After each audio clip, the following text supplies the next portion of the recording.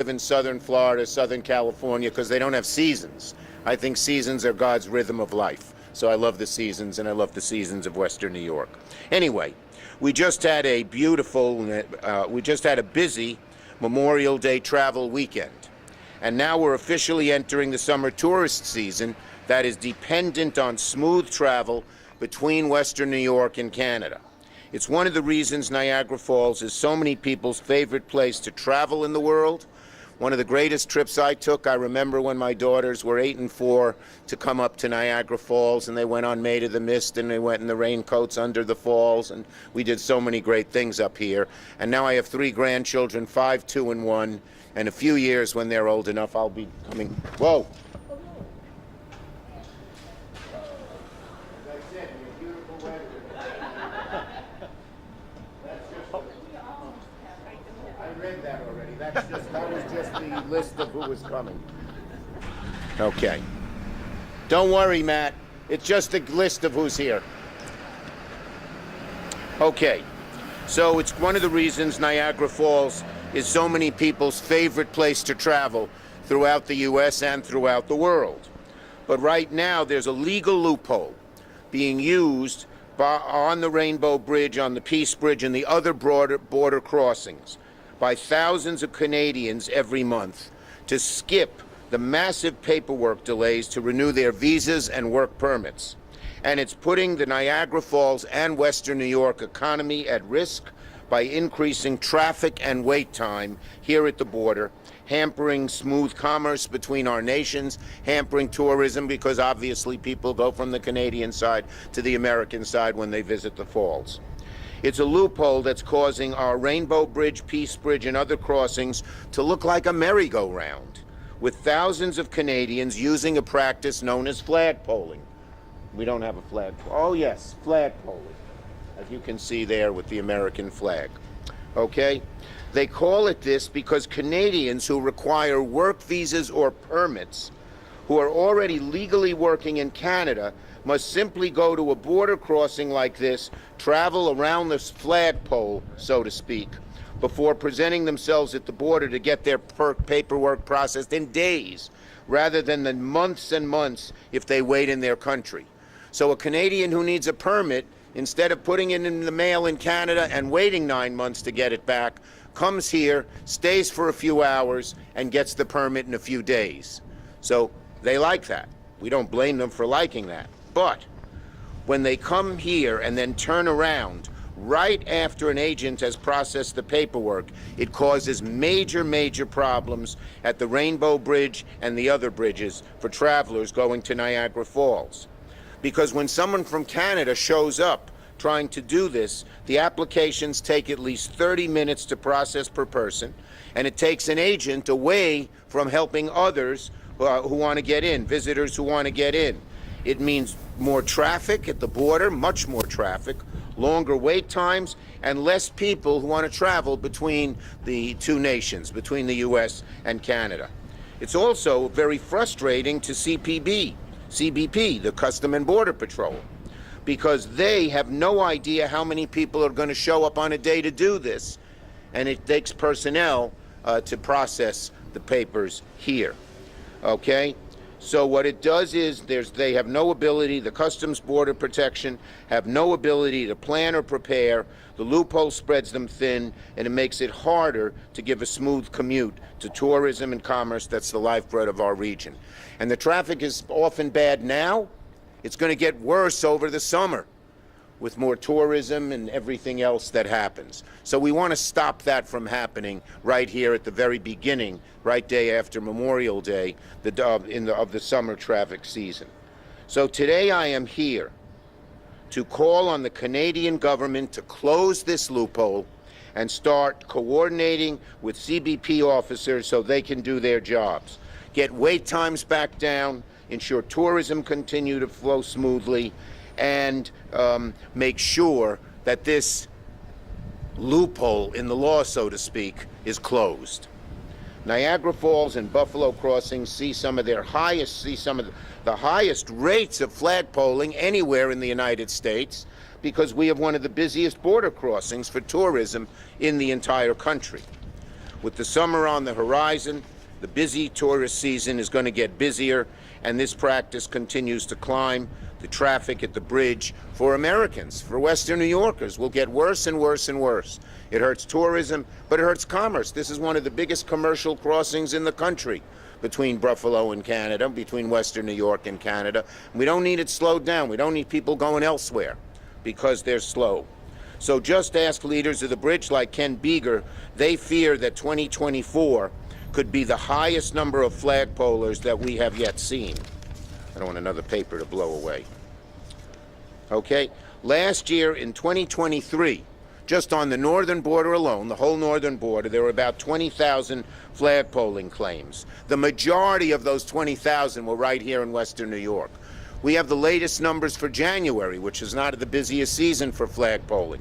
700 occurred at the Rainbow Bridge, 570 at the Peace Bridge, 420 at Lewiston Bridge. Every single one of those people is an officer who can't do their usual job for a half an hour or more each time. Sometimes CBP will try to turn away these cases when they're spread too thin or too busy. But guess what people do? They come back and do it again. The Canadians come back and do it again rather than wait months and months and months.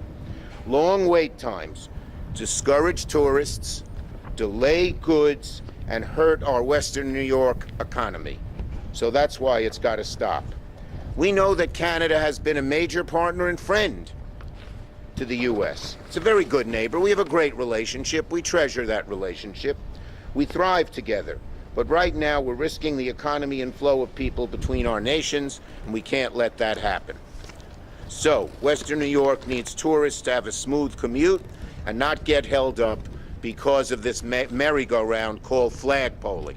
And it's called flagpoling only figuratively. It has nothing to do with the flagpole, but you go around the flagpole, so to speak, here in America, and you get the greatly reduced waiting times.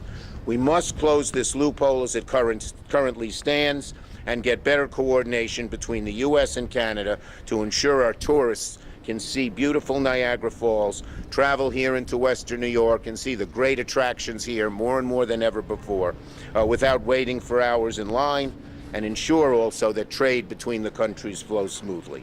So now let me call on Congressman Kennedy. Thank you very much. Thank you very much to Senator Chuck Schumer.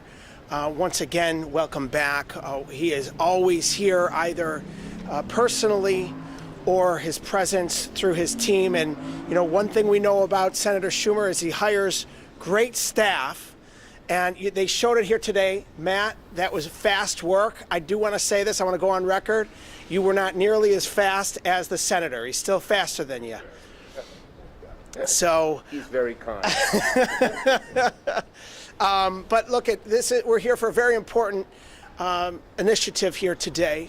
And it's asking the Canadian government, our great allies to the north, to work with us to stop this flagpoling. I applaud Senator Schumer for his work on bringing attention to this important matter. We know that with the influx of tourism this upcoming season, as the summer season fast approaches, we know that we need to move goods, commerce, and people as quickly as possible.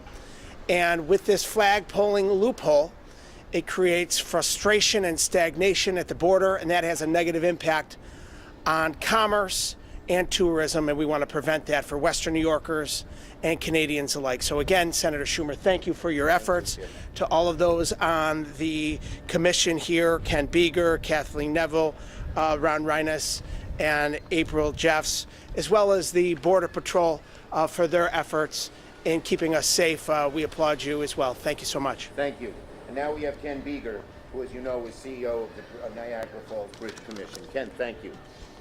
Thank you, Senator Schumer and Congressman Kennedy, for being here at the Rainbow Bridge today and for all your efforts to support the smooth and efficient flow of travel and trade at the international borders. While addressing the flagpoling issue, which greatly impedes the mandate of both CBP and CBSA and causes delays at our borders.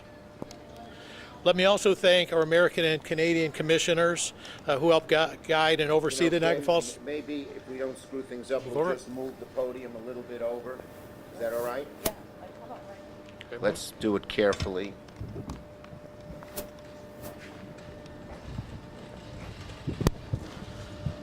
Okay. A little more?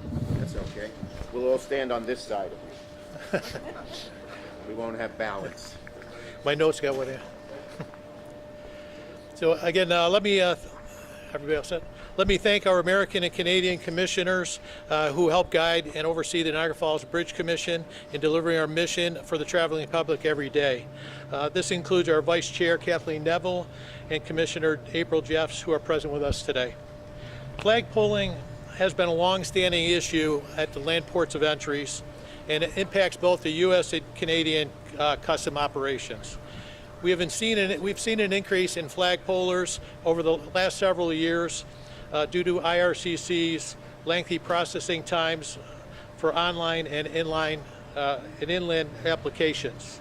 CBSA's mission is to ensure the security and prosperity of Canada by managing the access of people and goods to and from Canada, while CBP's mission is to protect American people, safeguard our borders, and enhance the nation's economic prosperity.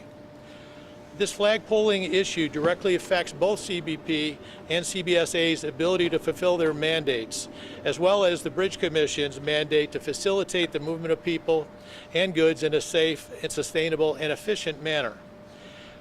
CBSA locally has made various scheduling adjustments to try and address these realities, but the agency is hampered by legislative restrictions limiting further procedural changes. And unfortunately, these adjustments have not allowed the trend of the growing immigration processing at the land border of entries. Those temporary residents of Canada seeking to flagpole many times show up stressed, confused, and unprepared, and not familiar with border processes. Individuals can be found lining up in the middle of the night and sitting on the concrete on our center of our pedestrian walkway just to be first in line, or baking in the hot sun for hours during a hot summer day so that they could get processed and not turned away at the border. These temporary residents of Canada are getting dropped off at ports and entries, typically by Uber or by taxi, and are unaware of our facilities, sometimes attempting to cross busy traffic and wander into secure areas, seeking direction and information. You can imagine the safety concerns and the stress that this places on our bridge operators and custom agencies' resources. And the downstream effect of this flagpoling activity is a hampering of efficient trade and tourism at our borders. The more custom officers needed for assignment to immigration processing and the flagpole process means a substantial reduction in officers on the primary inspection lanes, as less officers are available to process legitimate trade and travel. This results in longer wait times, delays, and frankly, a slower, thicker border. As Senator Schumer and Congressman Kennedy have previously stated, and Ron Rice, CEO of the Peace Bridge Authority, who's been working hard to bring awareness to this issue for years, has advocated, we must move this process away from the border and quickly as possible, with additional IRCC staffing and improved IRCC technology through its online application process. Thank you. Thank you. Thank you. And we do have Ron Reines here. Raise your hand, Ron. Who's been active, and we've worked on many issues on the border over the years. Okay, we'll take questions on this subject. Are you standing at a place where we had a terrorist scare last year that turned out not to be terrorist? And can we talk about the public safety and homeland security concerns of this? Yes, look, our border people, one of their jobs is to move commerce quickly between the countries, but another is to deal with terrorism. Another is to deal with bad people and drugs and other things that might come across the border, and they're diverted by this flagpoling. So this affects the safety of Western New York as well as commerce, economy, tourism. It's a good question. We're seeing a pretty long line getting in the country behind you. Are you attributing these wait times, like even today, to It's different in different days, but flag polling is there every day. And as I mentioned, just the numbers, just look at those numbers in January for each of the 3 crossings, and each one takes one agent a half hour because they got to sit down with the Canadian and fill out their form and all of that. Any? I think the gentleman was saying this is a legislative issue in Canada. Yes, I think in your press packet, I believe, is the letter we sent to the Canadian immigration authorities to do this. Well, I'm not sure it's legislative. Is it legislative, or can Canada change it administratively? It's in the letter both ways, yeah. Right. Well, Senator, I guess what I'm just saying is, have you been able to reach out, and I don't know who's directly the person you go to, maybe somebody in the Canadian Parliament who would be your counterpart, or Prime Minister Trudeau's office? Yes. If this is an action, We're trying all of them. To reach out? We're trying the President, Trudeau, we're trying the Parliament, and we're trying I forgot what it's called, but the Secretary of Immigration Issues. It's in your letter. We're trying all 3. Any other questions?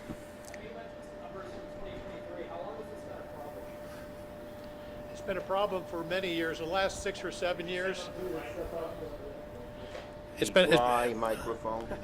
it's been a problem for many years. The last 6 or 7 years, it's gotten a lot worse with the additional immigrants coming in, particularly into Canada. The processing has gotten slower with IRCC, so there's a need for additional staffing. Yeah. Okay. Do you mean that since... Go ahead, people- Ron, and then you. Yeah. I'm sorry, I just wanted to clarify. Do you mean... No, sorry. Since people have come into Canada from, like, the Wrexham Road crossing, is that the people... No. When you say... No, these are people who need work permits in Canada. Right, but I think you said... Did I hear immigrants? Go ahead. Is that... These are temporary residents that are looking for These are either legal people. yes study Not illegal. study permits or work permits. I think what he's saying, with everything else happening, the burden is greater. But these people who do flag polling have to be legally here in Canada. So you've done a lot of online ticket purchasing. I'm wondering what you make of the DOJ and the New York State Attorney General taking action against Live Nation. If there's anything that can be done. Well, I've been worried about this for a long time, and now it's an ongoing case, so I don't comment on it. But as you know, I've been pushing the issue of making online ticketing fairer, so people don't have to spend $2,000, to see Taylor Swift or something. Are you in agreement that it's a monopoly and is there anything? Well, I want to see their court papers on this, but it's something I'm sympathetic to, absolutely. Yes. And one more thing, what do you make of the loss of ARP funding for public schools across the country and cities who are having to lay off people in droves to kind of make up for these financial losses? Which losses are you referring? Like public schools are firing teachers because they're losing so much funding from the government. Is there any? Okay, well, I'm not familiar with what specific issue you're talking about, but I can tell you in the last budget that we just passed, when the government, we had an increase in funding for public school education. Now, the state levels, you'd have to talk to them. I believe education is a very important thing for our kids. Thanks, everybody. Have a nice... Can we ask one last question? Yeah, sure. Ron, go ahead. I appreciate it. I know we don't have anybody from Customs and Border Protection or Border Patrol with us here, but in the past, there's been quite a concern about TDY, them being sent to the southern border temporarily. Yes. up here. Okay. Is that still happening, and are you getting any kinds of numbers from them? Yes. How many- It's a very good question. We are short, let me just say this. We need more Border Patrol at the southern border and the northern border. So in the bill that we just had on the floor of the Senate last week, we increased the number of agents by 2,400 and designated a good percentage of that to have to go to the northern border. It was defeated in the budget bill, as you know. The other party didn't want it, but now we're trying to get it this summer in the budget, this upcoming budget for this coming year, and it would designate a significant larger number of people for the northern border. We definitely need them. And Congressman Kennedy, I know your predecessor was part of a bipartisan northern border caucus. Do you anticipate joining them? Yes, I'm joining the bipartisan Northern Border Caucus. Our community here in Western New York is right on the border of our greatest ally to the north, Canada. And we are dealing with issues each and every day. This flagpolling loophole is one of those issues. I'm proud to stand with Senator Schumer on this. And, these are issues that are going to continue to need to be addressed. Being a part of a Northern Border Caucus will be helpful in informing myself, my team, and our community on ways to move forward. Will you be advocating for more personnel here? 100%. Yes, it's in this bill. Thank you, everybody. Glad we were able to keep the press dry while we were getting questions. Just on your left side.